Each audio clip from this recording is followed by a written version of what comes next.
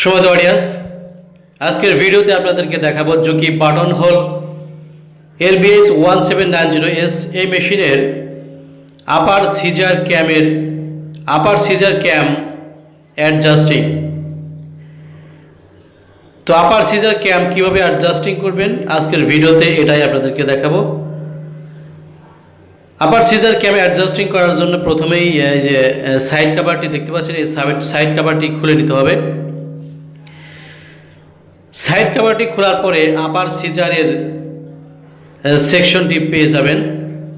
আপার caesar ক্যামের section দেখতে পাচ্ছেন। তো আপার সিজার ক্যাম সাধারণত এই সেন্সর থেকে টাইমিং করা হয়, কিন্তু যদি ক্যাম যদি লুজ থাকে, যদি কেউ ডিসপ্লেস করে রাখে, তাহলে কিন্তু আপনি সেন্সর থেকে ক্যামকে অ্যাডজাস্টিং করতে পারবেন না। ভিডিও লাস্টের দিকে আপনাদেরকে দেখিয়ে দেব ক্যামের রিলিজ পজিশন এবং ট্রিমিং পজিশন ঠিক আছে কিনা, কিভাবে আপনি ডিসপ্লে থেকে চেক করবেন। আমি আবার বলছি, ক্যাম যদি ডিসপ্লেস থাকে তাহলে এই সেন্সর থেকে ক্যামকে টাইমিং করতে পারবেন না। সেজন্য আমি আপার সিজার ক্যাম ডিসপ্লেস করে নেব, তারপরে আপনাদেরকে দেখাবো কিভাবে এটা অ্যাডজাস্টিং করবেন। তো দুটি 2.5 মিলি এলকি স্ক্রু লুজ করে আপার সিজার ক্যাম আমি পুরোপুরি ডিসপ্লেস করে নিলাম। দেখতে পাচ্ছেন আপার সিজার ক্যাম কিন্তু এখন পুরোপুরি ডিসপ্লেস হয়ে গেছে, তো এখন আপনাদেরকে দেখাবো এটা কিভাবে অ্যাডজাস্টিং করবেন। এটা অ্যাডজাস্টিং করার জন্য সিজার ক্যাম অ্যাডজাস্টিং করার জন্য প্রথমেই আপনাকে ডিসপ্লেতে যেতে হবে। ডিসপ্লেতে আসার পরে রেডি বাটনে চাপ দিয়ে ডিসপ্লেটি স্কাই ব্লু করে নিতে হবে। দেখতে পাচ্ছেন ডিসপ্লেটি কিন্তু স্কাই ব্লু হয়ে গেছে। এরপরে এম বাটনে চাপ দিয়ে 3 সেকেন্ড ধরে রাখতে হবে কে প্রোগ্রামে প্রবেশ করার জন্য। দেখতে পাচ্ছেন কে প্রোগ্রাম চলে এসেছে। এখন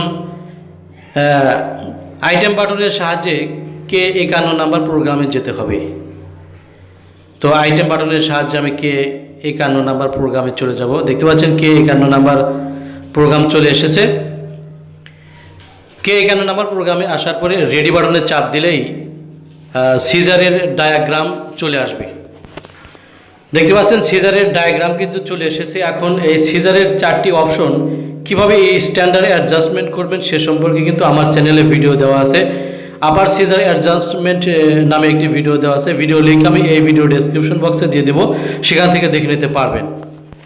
তো এখন সিজার ক্যাম অ্যাডজাস্টিং করার জন্য আপনাকে থ্রেড ট্রিমিং পজিশনে আসতে হবে আইটেম বাটনের সাহায্যে। তো আমি এখন আইটেম বাটনের সাহায্যে থ্রেড ট্রিমিং পজিশনে চলে আসব। দেখতে পাচ্ছেন আমি এখন থ্রেড ট্রিমিং পজিশনে আসছি। দেখতে পাচ্ছেন থ্রেড ট্রিমিং পজিশনে কিন্তু নাইফটি চলে এসেছে। থ্রেড ট্রিমিং পজিশন থাকবে হচ্ছে 40। তো থ্রেড ট্রিমিং পজিশনে আসার পরে আপনি সিজার ক্যাম অ্যাডজাস্টিং করতে পারবেন। সিজার ক্যাম এখন আমি অ্যাডজাস্টিং করে আপনাদেরকে দেখাচ্ছি। তো সিজার ক্যামটি আপনি এভাবে উপরের দিকে উঠিয়ে নেবেন, আর সিজার ক্যাম যাতে বাইরে বের হয়ে না আসে সেজন্য এটিকে চাপ দিয়ে ভিতরে দিয়ে দিবেন। তো সিজার ক্যামের নিচের স্ক্রু দেখতে পাচ্ছেন, এই স্ক্রু থেকে উপরের স্ক্রু এখানে দূরত্ব অনেক বেশি। এটা কিন্তু সিজার ক্যামের ব্যাক সাইড। এই ব্যাক সাইডটি সবসময় বাম দিকে থাকবে। এরপরে ডান দিকে আসুন, নিচের স্ক্রু থেকে উপরের স্ক্রু এখানে কিন্তু দূরত্ব অনেক কম। তো এটা হচ্ছে থ্রেড ক্যামের ফ্রন্ট সাইড, আর এই ফ্রন্ট সাইড সবসময় ডান দিকে থাকবে ঠিক যেভাবে আছে। এরপর ক্যাম হোল্ডার শেপের যে একটি গ্রুপ দেখতে পাচ্ছেন নিচের স্ক্রুটি কিন্তু ওই গ্রুপে রাখতে হবে সঠিকভাবে। তো নিচের স্ক্রুটি গ্রুপে রাখার জন্য সিজার ক্যাম আরও ডাউন করতে হবে নিচের দিকে।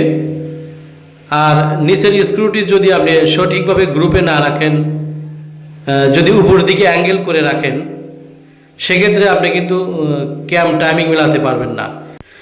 যদি স্ক্রুটি শেপের গ্রুপের ডান দিকে এভাবে অ্যাঙ্গেল করে রাখেন, তাহলে কি ঘটনা ঘটে আমি আপনাদেরকে দেখাবো। আমি স্ক্রুটি শেপের গ্রুপের ডান দিকে রেখেছি। শেপের গ্রুপের ডান দিকে রেখে এটাকে আমি টাইট করে দিচ্ছি। তো সিজার ক্যাম টাইট করার পরে আমি সিজার ক্যামের রিলিজ পজিশনে চলে যাব।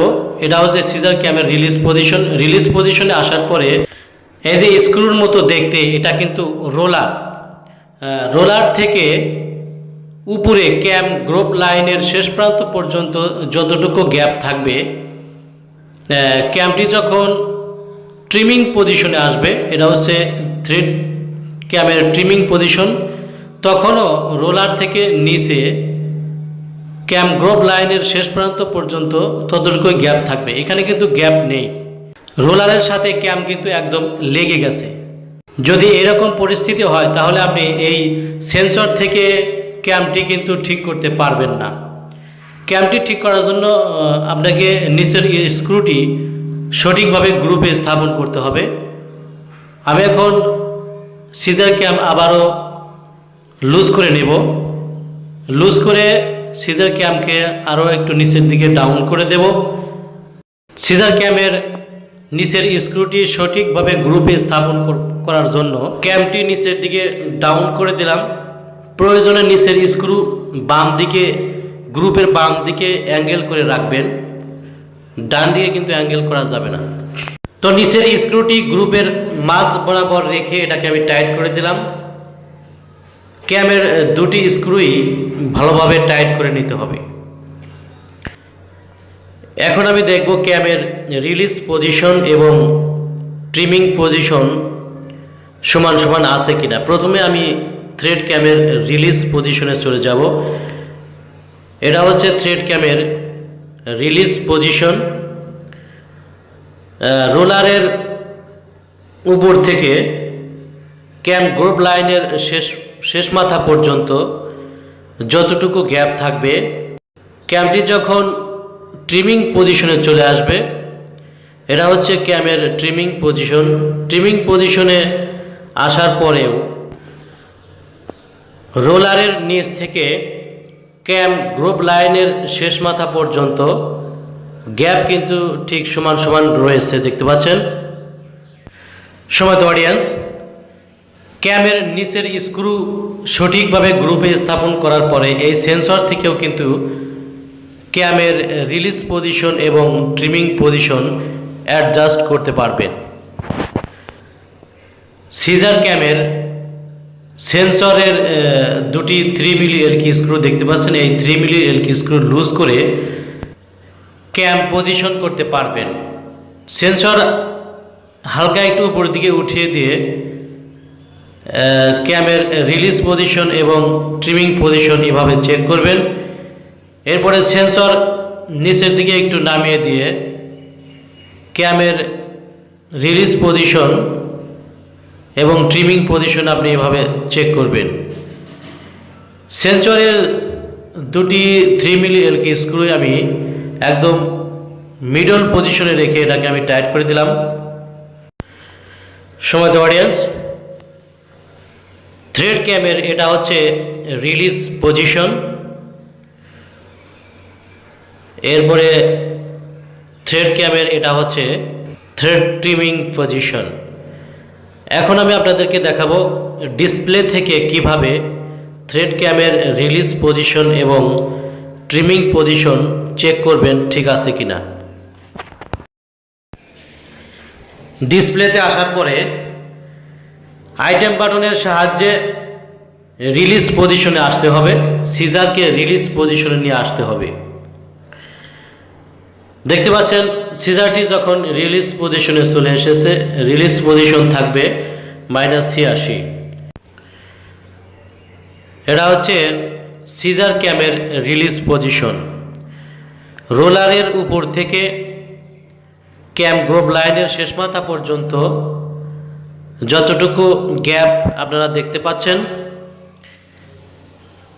এরপরে ডিসপ্লেতে আসার পরে আবারও আইটেম বাটনের সাহায্যে সিজারকে ট্রিমিং পজিশনে নিয়ে আসব। দেখতে পাচ্ছেন সিজারটি ট্রিমিং পজিশনে চলে এসেছে, ট্রিমিং পজিশন থাকবে 40। এরপরে আমি যখন সিজার ক্যামে চলে যাব, এটা হচ্ছে সিজার ক্যামের ট্রিমিং পজিশন। রোলারের নিচ থেকে ক্যাম গ্রুপ লাইনের শেষ মাথা পর্যন্ত যে গ্যাপটি দেখতে পাচ্ছেন এটা কিন্তু 100% ঠিক আছে, অর্থাৎ রিলিজ পজিশনের গ্যাপ এবং ট্রিমিং পজিশনের গ্যাপ কিন্তু এখন 100% মিলে গেছে। ক্যাম টাইমিং কিন্তু এখন একদম 100% হয়ে গেছে। তো ডিয়ার ফ্রেন্ডস, আপনারা এভাবেই ক্যাম টাইমিং করবেন। যদি এভাবে ক্যাম টাইমিং করেন তাহলে সিজারের আপার সিজারের সুতা কখনোই মিস করবে না। তো বন্ধুরা, ভালো থাকবেন, দেখা হবে নেক্সট ভিডিওতে।